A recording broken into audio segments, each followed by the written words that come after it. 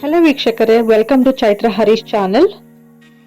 ಇವತ್ತಿನ ವಿಡಿಯೋದಲ್ಲಿ ಜೋಳದ ರೊಟ್ಟಿ ಮಾಡೋದು ಹೇಗೆ ಅಂತ ತೋರಿಸ್ಕೊಡ್ತಾ ಇದ್ದೀನಿ.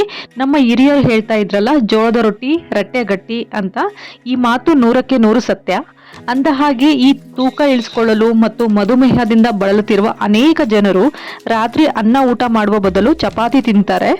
ಆದರೆ ಇತ್ತೀಚೆಗೆ ಜೋಳದ ರೊಟ್ಟಿ ತಿನ್ನುವವರು ಸಂಖ್ಯೆ ಸಹ ತುಂಬಾನೇ ಹೆಚ್ಚಾಗಿದೆ. ಹಾಗಾದರೆ ಈ ಜೋಳದ ಸೇವನೆಯಿಂದ ಆಗುವ ಹಲವಾರು ಆರೋಗ್ಯ ಪ್ರಯೋಜನಗಳ ಬಗ್ಗೆ ನಾನು ಈಗಾಗಲೇ ಸಂಪೂರ್ಣ ಮಾಹಿತಿ ಇರುವ ಈ ಸ್ಕ್ರೀನ್ ಮೇಲೆ ತೋರಿಸುತ್ತಿರುವ ವಿಡಿಯೋ ಮಾಡಿ ಶೇರ್ ಮಾಡಿದ್ದೇನೆ.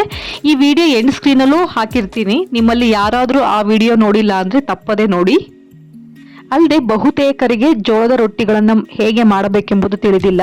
ಈ ರೊಟ್ಟಿ ಮಾಡಲು ಬಂದರೂ ಕೂಡ ಅದು ತುಂಬ ಟೈಮ್ ತೆಗೆದುಕೊಳ್ಳುತ್ತದೆ. ಅದೇನೇ ಇರಲಿ, ಈ ವಿಡಿಯೋದಲ್ಲಿ ತೋರಿಸುವ ಈ ಕ್ರಮವನ್ನು ಪಾಲಿಸಿದರೆ ಚಪಾತಿಗಿಂತಲೂ ತುಂಬ ಸುಲಭವಾಗಿ ಮತ್ತು ವೇಗವಾಗಿ ಜೋಳದ ರೊಟ್ಟಿಯನ್ನು ಮಾಡಬಹುದು. ಈಗ ರೊಟ್ಟಿ ಮಾಡಲಿಕ್ಕೆ ಏನೆಲ್ಲ ಇಂಗ್ರೀಡಿಯೆಂಟ್ಸ್ ಬೇಕು ಅಂತ ನೋಡೋದಾದರೆ, ಮೊದಲಿಗೆ 1 ಕಪ್ಪು ನೀರು ಮತ್ತು 1/4 ಕಪ್ನಷ್ಟು ಜೋಳದ ಹಿಟ್ಟು, ಹಾಗೆ ರುಚಿಗೆ ತಕ್ಕಷ್ಟು ಉಪ್ಪು. ನಾನಿಲ್ಲಿ ತೋರಿಸ್ತಾ ಇರುವ ಇಂಗ್ರೀಡಿಯೆಂಟ್ಸ್ ಪರ್ಫೆಕ್ಟ್ ಮೆಜರ್ಮೆಂಟು. ನೀವು ಕೂಡ ಇದೇ ಮೆಜರ್ಮೆಂಟ್ನ ಫಾಲೋ ಮಾಡಿದ್ರೆ ರೊಟ್ಟಿ ತುಂಬಾ ಚೆನ್ನಾಗಿ ಬರುತ್ತೆ. ಈ ರೊಟ್ಟಿನ ನೀವು 1 ವಾರ ಇಟ್ಕೊಂಡು ಕೂಡ ತಿಂದರೂ ಸಾಫ್ಟಾಗೇ ಇರುತ್ತೆ. ತಯಾರಿಸುವ ವಿಧಾನ ನೋಡೋದಾದರೆ, ಮೊದಲು ಒಲೆಯ ಮೇಲೆ ಒಂದು ಚಿಕ್ಕ ಪಾತ್ರೆನ ಇಟ್ಟು 1 ಕಪ್ಪು ನೀರನ್ನ ಹಾಕಿ ಮತ್ತು ಅದಕ್ಕೆ 1 ಚಿಟಿಕೆ ಉಪ್ಪು ಕೂಡ ಹಾಕ್ಕೊಂಡು ನಂತರ ನೀರನ್ನ ಚೆನ್ನಾಗಿ ಕುದಿಸ್ಬೇಕು. ಈಗ ಜೋಳದ ಹಿಟ್ಟನ್ನು ಕುದಿಯುವ ನೀರಿಗೆ ಹಾಕಿ ಹಿಟ್ಟನ್ನು ಚೆನ್ನಾಗಿ ಮಿಶ್ರಣ ಮಾಡ್ಕೊಳ್ಬೇಕು, ಅಂದರೆ ಮಿಕ್ಸ್ ಮಾಡಬೇಕು. ಈಗ ಗ್ಯಾಸ್ನ ಆಫ್ ಮಾಡಿಕೊಂಡು ಈ ಮಿಶ್ರಣವನ್ನು ಸ್ವಲ್ಪ ತಣ್ಣಗಾಗುವವರೆಗೆ ಸ್ವಲ್ಪ ಹೊತ್ತು ಬಿಡೋಣ. ಆದರೆ ಇಲ್ಲಿ ನೆನ್ಪಿಡ್ಕೊಬೇಕಾದ ಅಂಶ ಏನಪ್ಪ ಅಂದರೆ, ನೀವು ನೀರನ್ನ ಸುರಿಯುವ ಅದೇ ಕಪ್ ಸಮ ಪ್ರಮಾಣದಲ್ಲಿ ಜೋಳದ ಹಿಟ್ಟನ್ನು ಕೂಡ ತೆಗೆದುಕೊಳ್ಬೇಕು. ಈಗ ಹಿಟ್ಟು ತಣ್ಣಗಾದ ನಂತರ ಈ ಹಿಟ್ಟನ್ನು ಒಂದು ಅಗಲವಾದ ತಟ್ಟೆಗೆ, ಇಲ್ಲ ಹರಿವಾಣ ಅಂತ ಕರಿತೀವಲ್ಲ, ಅದರಲ್ಲಿ ಹಾಕೊಳ್ತಾ ಇದ್ದೀನಿ. ನಂತರ ಇದಕ್ಕೆ ನಾನು ಉಳಿದಿರುವಂತಹ 1/4 ಕಪ್ಪು ಹಿಟ್ಟನ್ನು ಹಾಕ್ಕೊಂಡು ಸ್ವಲ್ಪ ಕೈನ ಒದ್ದೆ ಮಾಡಿಕೊಂಡು ಈ ಹಿಟ್ಟನ್ನು ಮೃದುವಾಗೋವರೆಗೂ ಒಂದು 5 ನಿಮಿಷಗಳ ಕಾಲ ಕೈಯಿಂದ ಚೆನ್ನಾಗಿ ನಾದ್ಕೊಳ್ತಾ ಇದ್ದೀನಿ, ಅಂದರೆ ಚೆನ್ನಾಗಿ ಮಿಶ್ರಣ ಮಾಡ್ಕೊಳ್ತಾ ಇದ್ದೀನಿ. ನಾನು ಪರ್ಫೆಕ್ಟ್ ಇಂಗ್ರೀಡಿಯೆಂಟ್ಸ್ ಮೆಜರ್ಮೆಂಟ್ ಹೇಳಿರೋದ್ರಿಂದ ನೀವು ಮತ್ತೆ ಎಕ್ಸ್ಟ್ರಾ ನೀರು ಅಥವಾ ಹಿಟ್ಟಾಗಲಿ ಹಾಕೊಳ್ಳೋ ಅಂಥ ಅವಶ್ಯಕತೆ ಇರೋದಿಲ್ಲ. ನೋಡಿ, ಈ ರೀತಿ ಹಿಟ್ಟನ್ನು ಚೆನ್ನಾಗಿ ನಾದ್ಕೊಂಡು ತಯಾರಿಸ್ಕೊಂಡ್ಮೇಲೆ ಈ ಹಿಟ್ಟನ್ನ ಸ್ವಲ್ಪ ತೆಗೆದುಕೊಂಡು ನೋಡಿ ಈ ರೀತಿ ಮೀಡಿಯಂ ಸೈಜ್ ಉಂಡೆ ಮಾಡ್ಕೊಳ್ತಾ ಇದ್ದೀನಿ.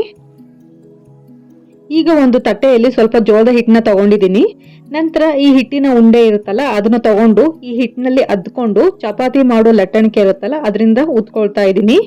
ನೋಡಿ, ಈ ಲಟ್ಟಣಿಕೆಯಿಂದ ಉತ್ಕೊಂಡು ಲೈಕ್ ರೌಂಡ್ ಆಗಿ ತೆಳ್ಳಗೆ ಬರುವಂಗೆ ತೀಡ್ಕೊಳ್ಬೇಕಾಗುತ್ತೆ.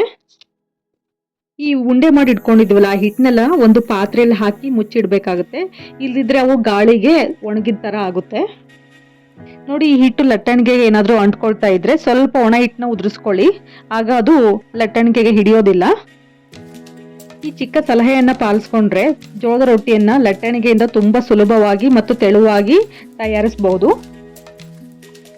ನಂತರ ಕಾದ ಬಾಣಲೆಯ ಮೇಲೆ ಈ ಜೋಳದ ರೊಟ್ಟಿಯನ್ನ ಹಾಕಿ ಒಂದು ಅರ್ಧ ನಿಮಿಷ ಬಿಟ್ಟು ನಂತರ ಇದಕ್ಕೆ ಸ್ವಲ್ಪ ನೀರಿನಿಂದ ರೊಟ್ಟಿಯನ್ನ ಇದೇ ರೀತಿ ಒದ್ದೆ ಮಾಡ್ಕೊಳ್ತಾ ಇದ್ದೀನಿ. ಮತ್ತೆ ಒಂದು ಅರ್ಧ ನಿಮಿಷ ಆದ ನಂತರ ರೊಟ್ಟಿಯನ್ನ ತಿರುಗಿಸಿ ಮತ್ತೆ 2 ಬದಿಗಳಲ್ಲಿ ನಿಧಾನವಾಗಿ ಬೇಯಿಸ್ಕೊಳ್ತಾ ಇದ್ದೀನಿ. ನೋಡಿ, ರೊಟ್ಟಿ ಬೇಯಲಿಕ್ಕೆ ಸ್ವಲ್ಪ ಸಮಯ ತೆಗೆದುಕೊಳ್ಳುತ್ತೆ. ಬೇಗ ಬೇಯಿಸ್ಕೊಂಡ್ರೆ ಅದು ಬಣ್ಣ ಬರುತ್ತೆ, ಬಟ್ ಹಿಟ್ಟು ಒಳಗಡೆ ಬೆಂದಿರೋದಿಲ್ಲ. ಸೊ ಹಾಗಾಗಿ ರೊಟ್ಟಿಯನ್ನ ನಿಧಾನವಾಗಿ ಬೇಯಿಸ್ಕೊಂಡ್ರೆ ತುಂಬ ಚೆನ್ನಾಗಿ ಬೇಯುತ್ತೆ ರೊಟ್ಟಿ. ಮತ್ತು ಈ ರೀತಿ ಒಂದು ಸರಿಯಾದ ವಿಧಾನದಲ್ಲಿ ನಾವು ಬೇಯಿಸಿದ್ರೆ ಈ ರೊಟ್ಟಿಗಳು ಉಬ್ಬುತ್ತೆ. ನೋಡಿ, ರೊಟ್ಟಿ ಇವಾಗ ರೆಡಿಯಾಗಿದೆ. ನೀವು ಯಾವುದೇ ವಿವಿಧ ಪಲ್ಯದೊಂದಿಗೆ ಬಿಸಿ ಬಿಸಿಯಾದ ರೊಟ್ಟಿಯನ್ನು ತಿಂದರೆ ತುಂಬಾನೇ ರುಚಿ ಅನಿಸುತ್ತೆ. ಜೊತೆಗೆ ಇದು ಆರೋಗ್ಯಕ್ಕೂ ಕೂಡ ತುಂಬಾನೇ ಒಳ್ಳೆಯದು. ಹಾಗಾದರೆ ಈ ವಿಡಿಯೋ ನಿಮಗೆ ಇಷ್ಟ ಆದರೆ ಲೈಕ್ ಮಾಡಿ, ಕಮೆಂಟ್ ಮಾಡಿ, ಆದಷ್ಟು ಶೇರ್ ಮಾಡಿ. ನನ್ನ ವಿಡಿಯೋನ ನೀವೇನಾದರೂ ಫಸ್ಟ್ ಟೈಮ್ ನೋಡ್ತಾ ಇದ್ರೆ ನನ್ನ ಚಾನಲ್ನ ಸಬ್ಸ್ಕ್ರೈಬ್ ಮಾಡೋದನ್ನ ಮಾತ್ರ ಮರಿಬೇಡಿ. Thank you all.